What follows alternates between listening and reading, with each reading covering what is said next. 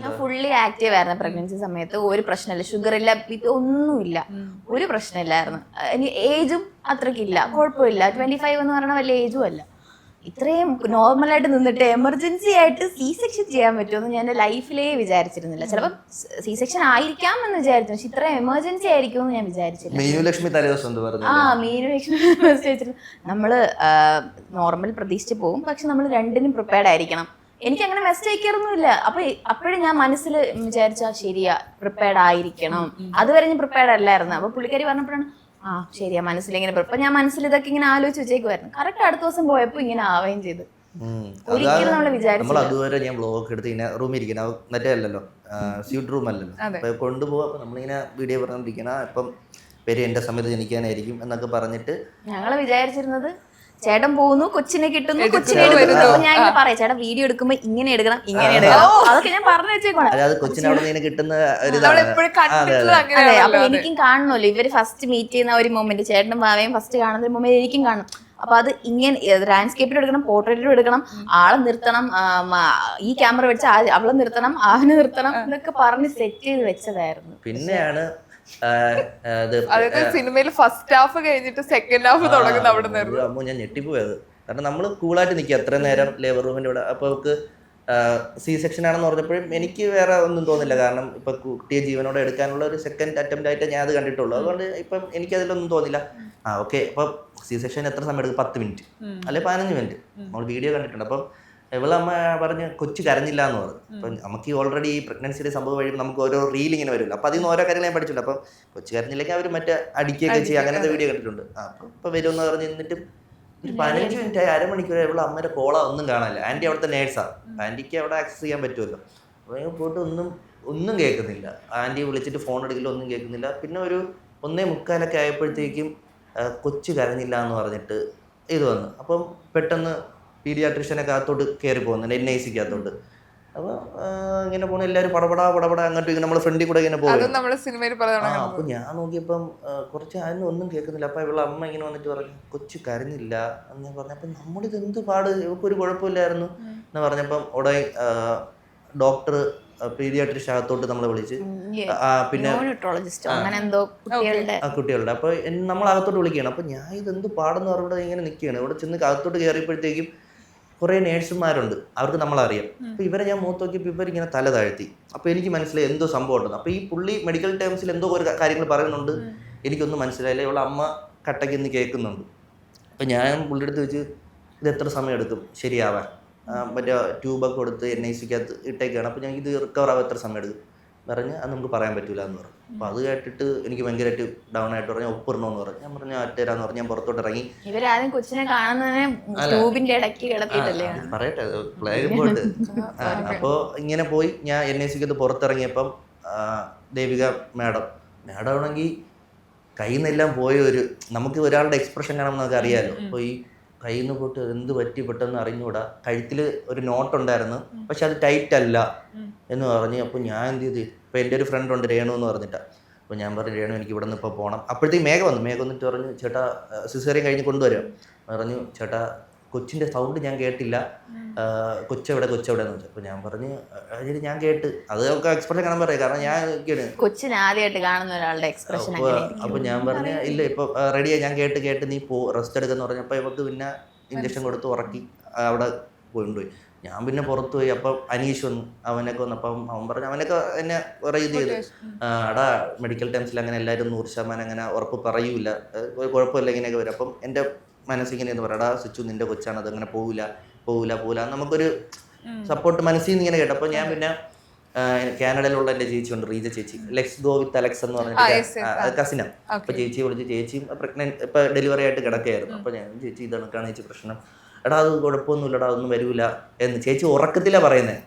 ഞാൻ വിളിച്ചതായിട്ടല്ല, ചേച്ചി പിന്നീട് എപ്പോഴാണ് ചേട്ടൻ്റെ അടുത്ത് ഒരു അരമണിക്കൂർ ഉണ്ട്, ചേട്ടാ സച്ചു എന്നെ എന്തോ സ്വപ്നത്തിൽ എന്തോ വിളിച്ചതുപോലെ എനിക്ക് തോന്നി, ഞാൻ യഥാർത്ഥത്തിൽ വിളിച്ചതാ, ചേച്ചിക്ക് അങ്ങനെ തോന്നി എന്തോ കൊച്ചിന് എന്തോ ഇതായിട്ടെന്ന് പറഞ്ഞു. അങ്ങനെ പിന്നെ ചേട്ടൻ വിളിച്ച്, ഞാൻ പറഞ്ഞു ചേട്ടാ ഇത് കണക്കാണ് ചേട്ടാ ഇഷ്യൂ എന്താണെന്ന് അറിഞ്ഞുകൂടാ അങ്ങനെ പറഞ്ഞ് ചേട്ടനും കുറേ ആശ്വസിച്ച്. അങ്ങനെ നമ്മൾ തിരിച്ചു വന്നപ്പോൾ 2 മണിക്കൂർ എന്തോ കഴിഞ്ഞപ്പം അപ്പോഴത്തേക്കും ദേവിക മാഡം കാറിൽ കയറി തിരിച്ചു പോവാം. മാഡം പെട്ടെന്ന് തന്നെ എത്തി, എൻ്റെ ഫ്രണ്ടിൽ കൂടെ ഇങ്ങനെ പോയി. ഞാൻ ഇങ്ങനെ റോഡ് സൈഡിൽ ഇങ്ങനെ ഇരിക്കുന്നു, രാത്രി 2 മണിക്ക് ഇങ്ങനെ ഇരുന്നപ്പോൾ ഒരു 2 മണിക്കൂർ കഴിഞ്ഞപ്പം 2-1.5 മണിക്കൂർ കഴിഞ്ഞപ്പോഴത്തേക്കും കൊച്ചിനകത്തോട്ട് കാണാനായിട്ട് കയറ്റി. അപ്പം ഞാൻ മേഘടുത്ത് ഓൾറെഡി പറഞ്ഞേടി നമുക്ക് കൊച്ചിന് നല്ല ഹെയർ കാണും, കാരണം എനിക്ക് കൊച്ചിന് നല്ല ഹെയർ ഉണ്ടായിരുന്നു, പെവുക്ക് നല്ല ഉണ്ട്, അപ്പം നല്ല ഹെയർ ഒക്കെ ആണെന്ന് പറഞ്ഞ പോലെ തന്നെ കൊച്ചിന് നല്ല ഹെയർ ഒക്കെ ഉണ്ട്. ഇപ്പോൾ ഇപ്പോഴത്തെ എല്ലാ ആൾക്കാരും മറ്റേ നോർമൽ ബേബിയെ പോലെ കിടക്കുന്ന, ഇവിടെ ട്യൂബ് കുറേയൊക്കെ ഇട്ട് വായിക്കാത്തൂടെ പൊക്കിൽ കൂടെ ഒക്കെ ഇട്ട് ഞാൻ പറയണത് നല്ല ഹെയർ ഒക്കെ ഉണ്ട്. അപ്പോൾ അങ്ങനെ കിടക്കുകയാണ്. അപ്പോൾ ഇത് കിടക്കുന്നതുകൊണ്ട് അറിയാം ശ്വാസം എടുക്കുന്നുണ്ട്. അപ്പോൾ ഞാൻ ഇത് ഇങ്ങനെ കണ്ടിട്ട് ഭയങ്കരമായിട്ട് വിഷമമായി. അപ്പോൾ ഇങ്ങനെയൊക്കെ നിന്നിട്ട് അവളെ അമ്മയും കുറേ കാര്യങ്ങളൊക്കെ നിന്നൊക്കെ എന്താ പറയണമെന്ന്. അപ്പം ഒരു ആൻറ്റി ഉണ്ട് അവിടെ. ആൻറ്റി അപ്പം ഞാൻ ചോദിച്ചു, ആൻറ്റി എൻ്റെ മനസ്സിങ്ങനെ പറയണം അടാ നീ തൊടുമ്പോൾ ശരിയാവും എൻ്റെ മനസ്സിങ്ങനെ പറഞ്ഞു. ഞാൻ ചോദിച്ചു ചേച്ചി തൊടാമോ എന്ന് ചോദിച്ചപ്പോൾ ഒരു സാനിറ്റൈസറൊക്കെ ഇട്ടെന്നുണ്ടെങ്കിൽ തൊട്ട് ഞാൻ കൈ ഇങ്ങനെ ഇരിക്കുകയാണ്. അപ്പോൾ ഞാൻ ഇങ്ങനെ കൈ ഇങ്ങനെ കൊണ്ട് വെച്ചിട്ട് പറഞ്ഞു, മനസ്സിൽ തൂലികാവാൻ നിനക്ക് വേണ്ടി വെയിറ്റ് ചെയ്തിരിക്കുകയാണ്, നമ്മൾ വെയിറ്റ് ചെയ്തിരിക്കണം എന്ന് പറഞ്ഞിട്ട് ഇങ്ങനെ വിഷമം കൊണ്ട് നേരെ റൂമിൽ പോയിട്ട് ഞാൻ ഇങ്ങനെ നമ്മുടെ റൂമിൽ എൻ്റെ അമ്മ, അവളുടെ അമ്മ, അനിയത്തി, ഞാൻ ഇങ്ങനെ കിടന്നിങ്ങനെ അവിടെ കമന്ന് ഇങ്ങനെ കിടന്നു. ഒരു 1/2 മണിക്കൂർ കഴിഞ്ഞപ്പോൾ അവർ വിളിച്ചിട്ട് പറഞ്ഞു കൊച്ചു കരഞ്ഞെന്ന് പറഞ്ഞു. അത് കേട്ടപ്പോൾ ഒരു ഭയങ്കര അത് നമ്മളെ മനസ്സ് അങ്ങനെ പറഞ്ഞെങ്കിൽ പോലും അത് ഞാൻ പറയും അത് ശരി അങ്ങനെ ആയിരിക്കും ചിലപ്പോൾ, ആ ഒരു പേരൻറ്റിൻ്റെ കൈ അത് തൊട്ടത് കൊണ്ടായിരിക്കും എന്ന് പറഞ്ഞിട്ട് അങ്ങനെ കേട്ടപ്പോൾ ഇത് ആ ഒരു ഭയങ്കര ഒരു സന്തോഷം അത് തോന്നി. പിന്നെ പെട്ടെന്നായിരുന്നു അവളെ റിക്കവറി. പിന്നെ അടുത്ത ദിവസമാണ് ഡോക്ടർ അതിന് പറയുന്നത് കൊച്ചു മരിച്ചു എന്നാണ് നമ്മൾ വിചാരിച്ചത്.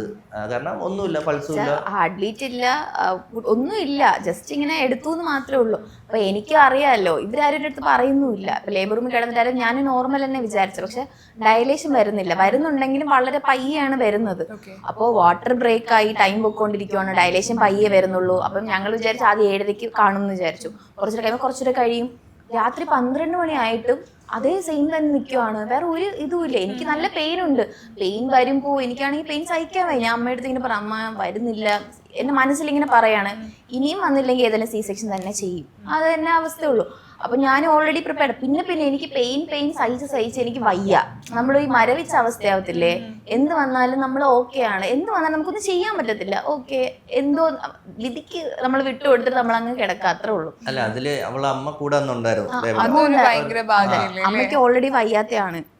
അപ്പോ അമ്മയ്ക്കും ഒരുപാട് ഉറക്കൊഴിച്ചിട്ട് ഉദിക്കാൻ പറ്റില്ല. അപ്പൊ അമ്മ കണ്ണൊക്കെ കറങ്ങി പോകുന്നു. അമ്മയ്ക്ക് നല്ല വിഷമമുണ്ട്, കാരണം വരുന്നില്ലേ, വല്ലതും പറഞ്ഞ് എന്നെ പേടിപ്പിക്കാനും പറ്റത്തില്ല. അപ്പൊ ഞാൻ വരുന്നത് അമ്മ പോയി കിടന്നോ, കുഴപ്പമില്ല. അങ്ങനെ അമ്മയുടെ ഞാൻ കിടക്കാൻ പറഞ്ഞ് ഒരു 10 മിനിറ്റ് കഴിഞ്ഞപ്പോഴത്തേക്കും നമുക്ക് വയറിൽ ഇതുപോലെ ഇത് കിട്ടുമല്ലോ, വാവയുടെ ഹാർട്ട് ബീറ്റ് മോണിറ്റർ ചെയ്യാൻ വേണ്ടിയിട്ട്. അപ്പോൾ എനിക്കാണെങ്കിൽ വാഷ്റൂമിൽ പോകണമായിരുന്നു. അപ്പോൾ ഞാൻ വിചാരിച്ചു ഇത് മാറ്റിയിട്ട് തൊട്ടടുത്ത് പോവാമെന്ന് മനസ്സിൽ വിചാരിക്കുക. ഓൾറെഡി എനിക്ക് മടിയാണ്. അതിൻ്റെ കൂടെ ഇനി ഇപ്പം ഞാൻ എണീക്കുമ്പോൾ പെയിൻ ഏതായാലും കൂടും, പെയിൻ കൂടിയും കുറഞ്ഞ് നിൽക്കുമല്ലേ. ആ സമയത്ത് പെയിൻ കൂടി കഴിഞ്ഞാൽ പിന്നെയും പ്രശ്നം. പിന്നെ ഞാൻ വിചാരിച്ചു കുഴപ്പമില്ല, കിടന്നു പോയാലും പ്രശ്നമില്ല, കിടക്കാനെ ചെയ്യാം എന്ന് വിചാരിച്ച് ഞാൻ ഇങ്ങനെ കിടക്കുവാണ്. വേദന വരുമ്പോൾ കാരണം എൻ്റെ അപ്പുറത്ത് കിടന്ന ആൾ ഇതായി, ഇപ്പുറത്ത് കിടന്ന ആളായി. ഒരാൾക്ക് C-സെക്ഷൻ, ഒരാൾ നോർമൽ, ഞാൻ മാത്രമാണ് അവിടെ ഒരേ കിടപ്പ് കിടക്കുന്നത്. C-സെക്ഷൻ ആവുന്നില്ല, നോർമൽ ആവുന്നില്ല, അങ്ങനെ കിടക്കുവാണ്. അപ്പോൾ ഓൾറെഡി നമ്മളെ ഹോപ്പൊക്കെ നശിച്ച് ഓൾറെഡി പോയി. ഇനി വേറെ ഒരു വഴിയില്ല, ഇനി എന്തോ ഓക്കെ അങ്ങനെ പെട്ടെന്ന് നോക്കിയപ്പോൾ ബീപ്പ് ഇത് സൗണ്ട് കേൾക്കുവാണല്ലേ. ഞാൻ ലേബർ റൂമിനകത്താണ്, സൗണ്ട് കേൾക്കുകയാണ്. അപ്പം എല്ലാവരും ഓടി വരുന്നു, 2 പേര് ഓടി വരുന്നു. അപ്പം ഇങ്ങനെ നോക്കുന്നു, ഇങ്ങനെ ആവാൻ ചാൻസ് ഇല്ലല്ലോ, ഇതിൻ്റെ പ്രശ്നമാണോ? അല്ല. അപ്പോൾ ഒരു ഡോക്ടർ ഓടി വരുന്നു, ടക്കനെ തന്നെ, അതായത് മിനിറ്റുകൾക്കകമായിരുന്നു എടുക്കുന്നു. ഓൾറെഡി ഞാൻ ഡ്രസ്സൊക്കെ മാറിയാണ് കിടക്കുന്നത്, എന്നെ എടുത്ത് അങ്ങോട്ട് എടുത്തുകൊണ്ട് പോകുന്നു. അപ്പോൾ അമ്മ ഓടി വന്നിട്ട് അമ്മ നെഞ്ചത്തടിച്ച് ഇങ്ങനെ നിൽക്കുന്ന ഒരു സീൻ എനിക്കിപ്പോഴും ഓർമ്മയുണ്ട്. അപ്പം ഞാൻ ഇങ്ങനെ പറയണം അമ്മയ്ക്ക് എന്തെങ്കിലും പറ്റുമോ, കാരണം അമ്മയ്ക്ക് ഒന്നാമത് വയ്യാത്തയാണ്, തലയ്ക്ക് ഓപ്പറേഷനൊക്കെ കഴിഞ്ഞിട്ടുള്ളതാണ്. അപ്പം ഈ ഒരു അവസ്ഥയിൽ നമ്മൾ അങ്ങ് വീണ് പോവും. അപ്പം ഞാൻ ഇങ്ങനെ കൊണ്ടുപോകുന്നത്, കാരണം അതിൻ്റെ അടുത്ത് തന്നെയാണ് OT, അതിൻ്റെ അടുത്ത് തന്നെയാണ്. അപ്പം ഞാൻ ഇങ്ങനെ നേഴ്സിൻ്റെ അടുത്ത് ചോദിക്കുന്നുണ്ട്, എന്താണ് C-സെക്ഷൻ ആണല്ലോ, അതേ ഹാർട്ട് ബീറ്റ് ഇല്ല, മനസ്സിലാവും. കാരണം ഡോക്ടർ അടുത്ത് വന്നിട്ട് പറയാണ്, അതായത് കുറഞ്ഞുകൊണ്ടിരിക്കുകയാണ്, 170, 40 വരെ ഞാൻ കേട്ട്, ഹാർട്ട് ബീറ്റ് 40 വരെ ഞാൻ കേട്ടു. അത് കഴിഞ്ഞും പോയി, പക്ഷെ പുള്ളിക്കാരി ഇത് പറയുന്നില്ല. എടുത്തോണ്ട് ഓടി. നമ്മൾ പ്രിപ്പയർഡ് അല്ലല്ലോ, നമ്മൾ ഈ സിനിമയിലൊക്കെ കാണത്തില്ലേ. എനിക്ക് കറക്റ്റ് ഈ നൻപൻ സിനിമ ഉണ്ടല്ലോ, മറ്റേ വിജയുടെ, അതാ എനിക്ക് ഓർമ്മ വന്നു.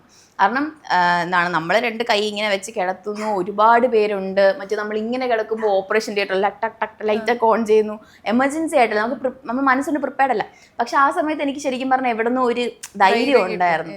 കാരണം എല്ലാം ഓക്കെ ആവും എന്നൊരു ധൈര്യം എനിക്കുണ്ടായിരുന്നു. കാരണം എനിക്ക് എങ്ങനെയും വാവിന് കിട്ടിയാൽ മതി, അതിന് C-സെക്ഷൻ ആയാലും ഏതായാലും എനിക്ക് പ്രശ്നമില്ല.